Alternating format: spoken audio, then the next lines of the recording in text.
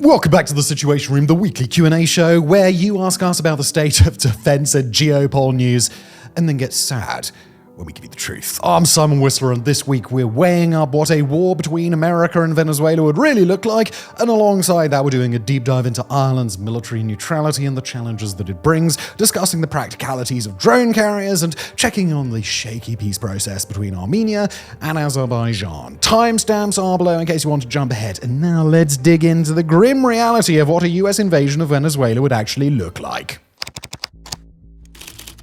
Question from Shaky, Iraq, 4205. What would a war between the United States and Venezuela look like? Oh my god, how many times am I going to say that phrase in this episode? Would it be a breeze, or would it be Vietnam on steroids? Look, even though you're describing a pair of diametrically opposed outcomes, and even though there's a clear military disparity between Washington and Caracas, indeed, there's a real chance that either of those options could play out, and there's also a distinct possibility that in the end we'd see both types of war play out in the same conflict. Now, just to be clear, we're going to answer this question in terms of a full-scale war, not just a smaller-scale campaign of targeted strikes or limited ground operations like airfield or oil terminal seizures. If the United States were to attempt an all-out assault on Venezuela, it's unlikely that Venezuela would be unable to prevent the destruction of the bulk of its armed forces. In order to carry out an attack on that scale, the US would want to deploy far greater numbers of assets into the fight than it currently has stationed in the Caribbean. But Caracas is less than 4,800 kilometers or 3,000 miles away from some of America's largest air and naval bases, placing it well within the combat range of every class of strategic bomber that America flies without needing for in-air refueling, and that's before factoring in America's ability to launch incredible volumes of precision missiles from its warships. Now, Venezuela does have the ability to inflict pain on an American invading force, including with its Russian-supplied ramjet-powered air-to-ship missile, the KH-31. But even those missiles have to be launched from fighter jets, which the US would probably mark as priority targets for that reason. If the United States chose to prosecute an air and naval war against Venezuela, they'd likely be able to achieve a greater level of success than in Operation Desert Storm in Iraq. That's partly because of the abundance of stealth technology now in America's arsenal, partly because of Venezuela's relative lack of effective anti-air capability, and partly because of the comparative ease with which the US would be able to extend short, simple logistical chains from the American mainland. As for whether the operation turns into another Vietnam, well, that's really America's choice. That sort of military quagmire would be the result of a long-term deployment by US ground troops similar to what the US attempted not just in Vietnam, but in Iraq and Afghanistan. If the US decided to go that route, forces loyal to the Venezuelan regime could engage the US in a more asymmetric, protracted conflict, operating more as an insurgency rather than a classical military. Judging by rhetoric alone, it's unlikely that America's current administration would attempt a long-term nation-building style of occupation, given that it's a practice Donald Trump and his allies have railed against for years. That said, if the US makes regime change a real priority in Venezuela, then it may find that its favored outcome isn't possible unless a new government is backed up by American firepower. Next up, this one from Mickey Bear 89. I'm from Ireland, and I'm happy and proud that my country remains neutral in the military sense. My question is, what are the potential downfalls of Ireland remaining neutral in this world climate if shit goes down? Well, that's a fantastic question because Irish neutrality is a bit of an odd beast. In general, most countries that opt for strict military neutrality aim to do so from a position of strength. Singapore has one of the best militaries in its corner of the world. Switzerland has a nationwide armed militia it can activate in a crisis. Finland's no longer neutral since joining NATO in 2023, long banked on a vast reserve force and massed artillery to stop anyone attacking. But Ireland isn't like that. Its Air Corps operates no fighter jets, only a handful of helicopters, and relies on a quiet deal with Britain's RAF to defend its skies. Its navy has no submarines, and just 8 patrol ships, although even this is kind of an overcount since the service is so short-staffed it isn't even possible to operate all 8 of these ships at once.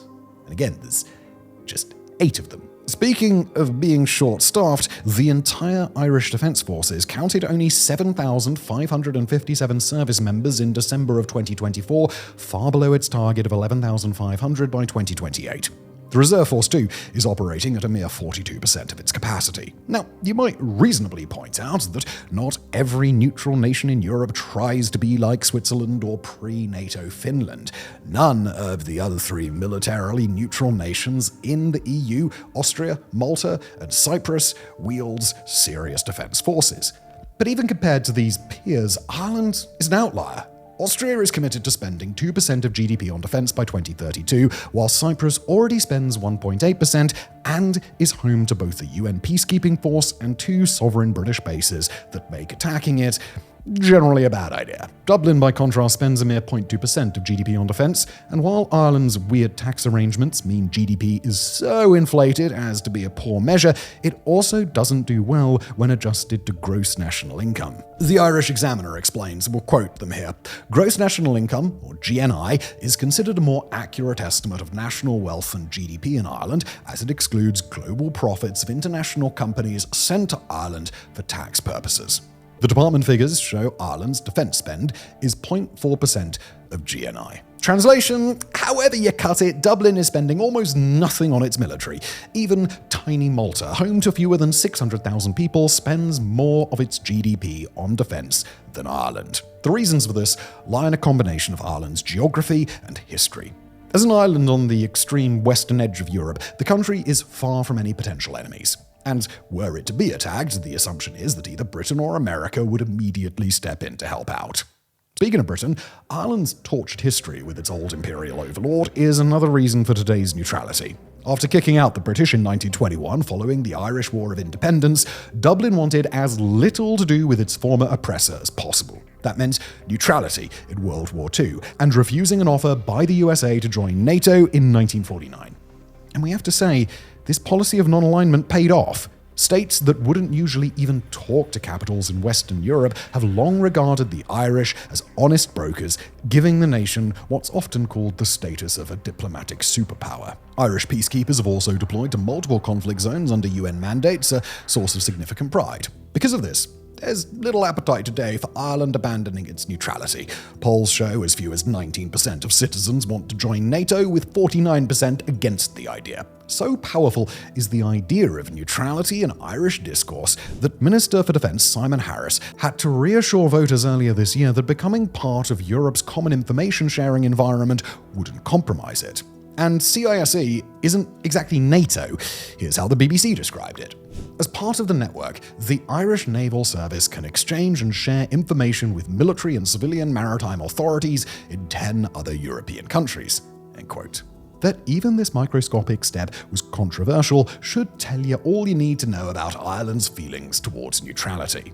But Mickey Bear 89 didn't just ask for an overview of his nation's stance on the subject. No. He wanted to know what the potential pitfalls and downsides are. And we'll be honest here, there's a hell of a lot of them for Ireland and for the rest of the world. The key issue is the number of international data cables that pass through Irish waters. These cables are what connect much of Europe, the Middle East, and North Africa to the Americas. It's the reason that a British man sitting in Prague can upload a video to YouTube for you to watch on your phone in New York or Toronto. Hello, people in those cities. Overall, 75% of these data cables pass through Irish waters, carrying perhaps 95% of internet traffic.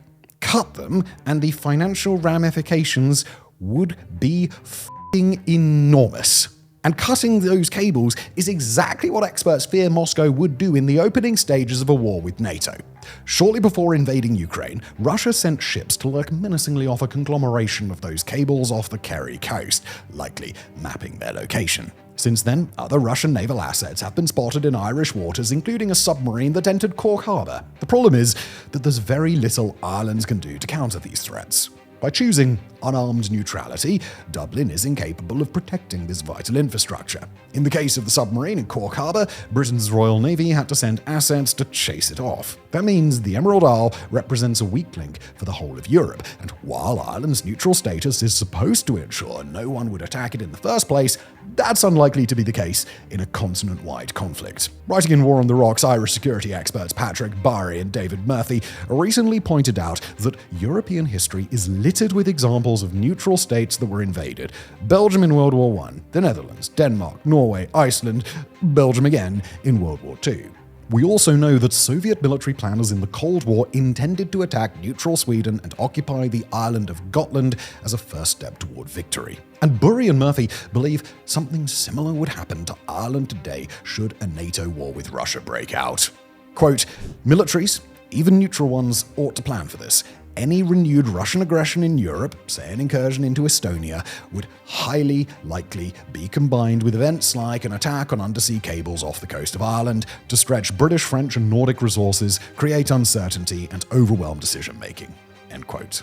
Now, this doesn't mean Ireland isn't aware of this. The 2024 Defence Policy Review offered options for increasing Dublin's ability to defend itself, and the government is trying to up military spending. The current defence budget is at a record high. There are plans to buy new air defences and fighter jets, and hopes that the Navy can be expanded. But even this is only a defence splurge by Irish standards. The Atlantic Council notes that even the planned increase will still amount to Ireland spending just 0.25% of GDP on its own security at a time when NATO countries have agreed to up their spending to 5%. And so the problems of Irish neutrality will remain. Politically unable to join a military alliance like NATO, but also unable to defend itself in the manner of armed neutral states like Switzerland or Singapore. And that ability to look after its own waters could lead to disaster for both Europe and America should those undersea cables ever be targeted. And just before we move on to the next question, I want to quickly tell you about something rather cool that we've been cooking up in the basement lab. Fronts.co is our now relatively new subscriber service. It's a month old. Thank you to everyone who's signed up so far. Way more people than I thought, which is awesome. Thank you. And it's designed to give you everything you love about WarFronts, just more of it. For $5 a month, you get access to 2 expert-written articles and 2 exclusive videos every single week, hosted by your man right here, including our brand new series, The Briefing Room. If you've not heard it yet, it's a weekly show where we analyze under-the-radar stories from across the world, digging deep into regions, conflicts, and stories that just don't receive enough media attention. Basically, if you like The Situation Room, you're gonna love The Briefing Room. It's like this, just a bit more conflict, politically nerdy. And if not, hey, we've got a pretty generous refund policy. And by generous, I mean we'll just give you your money back if you don't like it. That's fronts.co. It's $5 a month. And by joining, you're both supporting the show and helping us keep doing the important work that we do. It's a bit self-important there, isn't it? Now this from Pau de Patata 9128. How practical are drone carriers? Ships that carry drones instead of aircraft, and how would they be used? Probably as cheap aircraft carriers. Alright, like with any new military technology, it is impossible to know how effective a drone carrier would be until it were actually deployed. But at least on paper, it's a concept that could prove to be extremely useful. Only a handful of world nations are known to actively be working toward that possibility right now, including China, Iran, South Korea, Turkey, Portugal, and to a lesser extent, Brazil. But the idea does come with a few key advantages. Drones are often much smaller than manned aircraft, meaning that drone carrier ships don't have to be nearly as large nor require nearly the personnel of a traditional aircraft carrier, while uncrewed systems can offer a range of capabilities without putting human operators at risk. That being said, the projects under consideration around the globe are all predicated on one core assumption: that drone carriers should be built around recoverable, multi-use, unmanned aircraft, whether they're AI-enabled fighters, intelligence and surveillance drones, or precision strike aircraft. But although there's certainly a place for those kinds of drone carriers, the lessons learned from 2020's drone warfare across the globe would point to a second and potentially even more valuable sort of carrier vessel, one that's intended to launch one-way loitering attack munitions, better known as kamikaze drones. Now, we should probably take a moment to recognize that this is one of those topics where we're all reminded of the miserable dystopia that is cutting-edge warfare. But even still, the lessons of engagements in Ukraine, the Middle East, the Caucasus, and elsewhere have been very clear. Large swarms of cheap, autonomous kamikaze drones make a major difference on the battlefield, and if global militaries can find a way to really optimize naval vessels to fight that style of warfare, then they can confer upon themselves a massive tactical advantage. Drones like Iran's highly effective Shahed 136 don't even need a runway to operate, and they're capable of flying for up to thousands of kilometers to hit their targets. To understand the potential utility of a naval carrier for kamikaze drones, let's imagine a very different type of vessel. A ship that, when viewed from the outside, just looks like any other oil tanker or bulk carrier. It's got a couple of well-concealed hatches on the side, it houses a robust communications suite to connect semi-autonomous drones with human operators halfway around the world, and it requires only a relatively small crew complement to stay on the water. Assuming that it's a perfectly standard Panamax-style bulk carrier, it features an internal carrying capacity of about 80,000 metric tons, but instead of carrying a conventional payload, it's fitted with racks upon racks upon racks of kamikaze drones, all specially designed to deploy the drones one after another. Just going by the mass of a Shahed 136, and without factoring in their size and shape or the mass of any launch equipment, a single Panamax could carry 400,000 copies of the drone, which is exponentially more than exist across the globe today.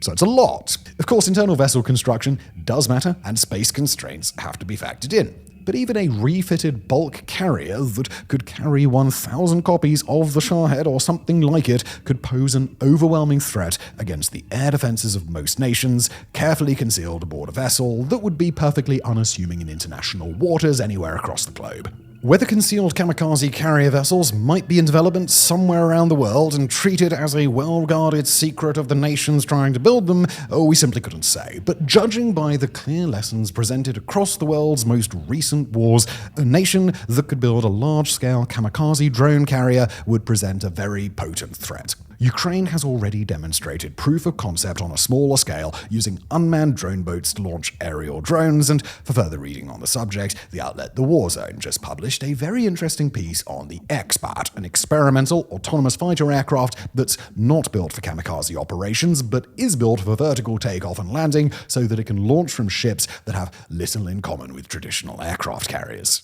Azerbaijan and Armenia's Shaky piece. Here's one from Hi, my name is Leo. Well, hello Leo, he asks, how good is the peace holding up between Armenia and Azerbaijan? Well, believe it or not, we've actually got the opportunity to share a bit of good news here, because as of right now, the peace deal between Armenia and Azerbaijan seems to be holding up just fine. Just a couple of days ago, as of the time of writing, Azerbaijan officially lifted all restrictions on cargo transit to Armenia for the first time since the fall of the Soviet Union. The two nations celebrated by sending a historic first shipment in the form of some grain from Kazakhstan. Early efforts are underway to prepare for an anticipated strategic transit corridor to be developed by the United States, and as of now, the two nations seem to be on track to formally finalizing a peace deal that, for all practical purposes, both Baku and Yerevan are already honoring. That's not to say that all is well in the region. Armenia is continuing an ongoing crackdown against leaders of the powerful Armenian Apostolic Church, which Yerevan accuses of attempting to undermine or even overthrow the national government, while the authorities have also been taking action against members of the country's political opposition. But barring some unforeseen catastrophe, it appears highly likely that those internal tensions or any of the more minor challenges in either nation would be enough of a barrier that these two former enemies would reverse course. There's a lot of war right now, all across the globe, but for once, Armenia and Azerbaijan are not a part of it. Next up, this one from Regular Dude 86. Culturally speaking, do you feel like the Ukrainian-Russian war is more of a civil war? Legally, I understand it's not, but I can't help but think that it's the exact same scenario if Texas were to secede from the Union and then 30 years later, America came back in to get her, and then somebody like China stepped in to help out Texas. All right, so here's a simple thought experiment for any American who might be tempted by this logic. Do you consider the War of 1812 a British Civil War? I mean, it took place around 30 years after America won its independence from London. Culturally, it featured two sides who spoke the same language and were both steeped in British legal and artistic traditions. The only real difference from regular Dude 86's example is the lack of a major outside power getting involved, although France under Napoleon frequently hinted that it might help the Americans. Now, unless they're being deliberately contrary, the fact is that no historian would ever call the War of 1812 a British Civil War, just as no one would call the border skirmishes between Kyrgyzstan and Tajikistan in 2021 and 2022 a civil war, despite both being members of the Soviet Union just 3 decades earlier. Nor would they use the Civil War label for the Eritrean-Ethiopian War of 1998 to 2000, despite Eritrea only becoming an independent state in 1993. There are many reasons for this,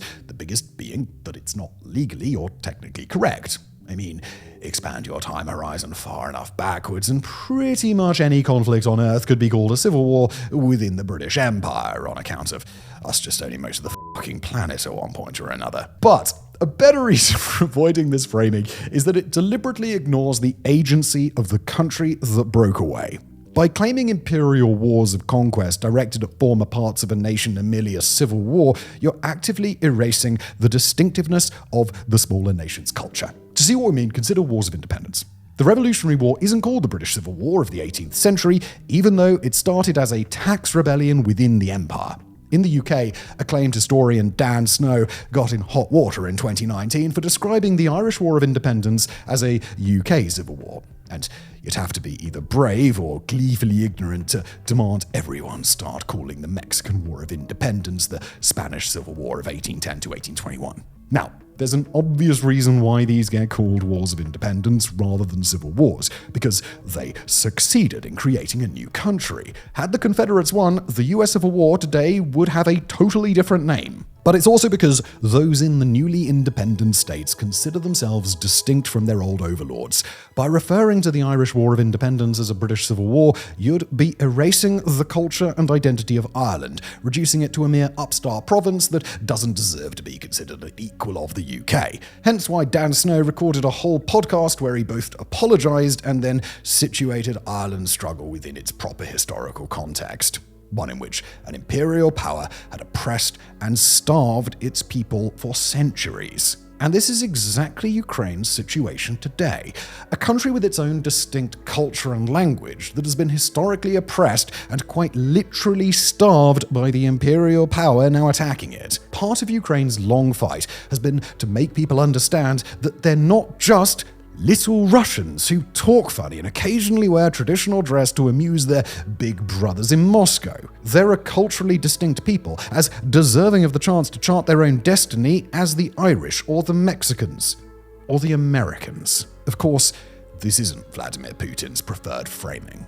The Botox-faced vampire in the Kremlin would love it if we all started calling his imperial war of conquest a Russian civil war. His entire justification for slaughtering tens of thousands of civilians, for smirking as his army bombs kindergartens and destroys children's hospitals, is that the Ukrainians he is murdering are really just confused Russians who need to be returned to his cold, suffocating embrace. So in short, no. Not only do we not think it's remotely justifiable to refer to Putin's unprovoked invasion of his neighbor as a civil war, we'd go so far as to say that it is deliberately misleading, a linguistic trick designed to hide the fact that Russia attacked a peaceful nation for no other reason than to let one sad old man fulfill his imperial fantasies. The fact that the world can see through this trick is something that should be celebrated. And now the part of the episode. It's Napoleon, isn't it? It's Napoleon. Why is my answer so often fucking Napoleon? Napoleon's gangster, dude. And now the best part of the episode, where the door to the basement is opened and our captive writers, Evan and Morris, are invited to join me in the sunlight and share their thoughts in return for the tiniest morsel of food, if they're lucky. To kick things off, here's one from Joshua Santos, 5333. Who's your favorite historical general and why? All right, Evan, I know. Evan says, I've got to go with Charles XII, also known as Carolus Rex, King of Sweden from 1697 through 1718. He became king at just the age of 15, and 3 years later, Sweden came under a massive combined attack led by Russia in the Great Northern War. Despite his very young age, his lack of military experience, and his severe disadvantage in numbers, he was able to defeat a Russian army between 3 and 4 times the size of his own at the Battle of Narva. When Tsar Peter the Great attempted to offer a peace accord, Carolus Rex flipped him the double bird and spent 6 years beating the living out of Russia's allies, and then launched his own march on Moscow. Granted, that decision didn't go very well for him, partly because he literally invaded Russia in winter, and he did, I think that was the answer to one of the questions from me last week, and he did ultimately cause the collapse of the Swedish Empire, but before that, Carolus Rex was on his own level. Also, honourable mention to Khalid ibn al-Walid, easily among the most effective generals in Islamic history. Morris says, probably General William Tecumseh Sherman, not just because he was an effective commander, but because he was so clear-eyed about what it meant to wage a modern war. His march to the sea, carefully plotted with the help of US census data, was a thoughtful, meticulously executed plan to make the Confederacy howl rather than the wanton destruction of popular legend.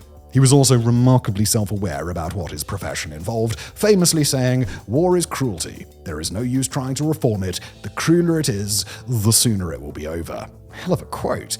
There's a reason that line is still quoted today. Plus, he gets bonus points for lending his name to the eponymous train in Buster Keaton's fantastic 1926 movie, The General.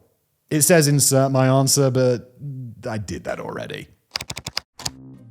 Next up, one for me from Vidian Fitzsimmons 623. Simon, can you talk us through your impressive watch collection? No, I can't. I'm not going to do that. I just quietly enjoy my watches, and it's cringe to, because some of them are quite expensive. No, I'm not going to. This one from Backacone 420. Is it called Sands because it's between the sea and the land? What the fuck? And finally, one to end on from Orifmena 1644. What the fuck? Here's one for the writers. And Simon, if you find yourself writing, what do you snack on while you write? Oh, dude, I'll answer this first. I don't snack. I just don't snack. It's one of my rules. I don't write, but I write emails, but I just don't snack. Just not a part of my thing. I eat 3 meals a day. I try to make them as healthy as possible. I do not snack. Evan says, I spend most days working out of local coffee shops, and although I mostly consume an ungodly amount of cold brew, as do I, Evan, I'll have some kind of pastry every few hours. Also, I keep a constant supply of Cliff Bars on my person and in my home at all times. Cliff Bars, if you're watching this, I will find a way to mention you in every WarFronts episode if you sponsor me. Morris says, I want to cut, Evan. Morris says, I work from home and try to have lunch with my family, so normal lunch stuff? I'm British, so that basically means beans on toast. That's it, that's the end. Thanks for being here. See you next week. I'll see you sooner. I'll see you next week for a Situation Room.